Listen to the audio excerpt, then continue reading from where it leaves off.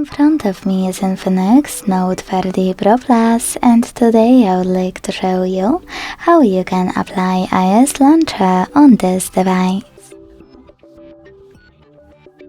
Begin by opening Play Store and clicking on the search bar. Then type in OS Launcher 18 from Launcher Studio Developer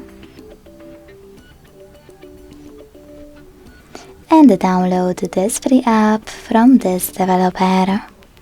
When it's ready, open it. Then hit Get Started. Select I agree to terms and conditions and choose Continue twice. Then tap on while using the app or only this time, and allow in all available pop-ups. Finally, after closing an ad, tap on Set as Default at the top, click on Launcher Pro, and wait. As you can see, after a couple of seconds, my layout was successfully applied.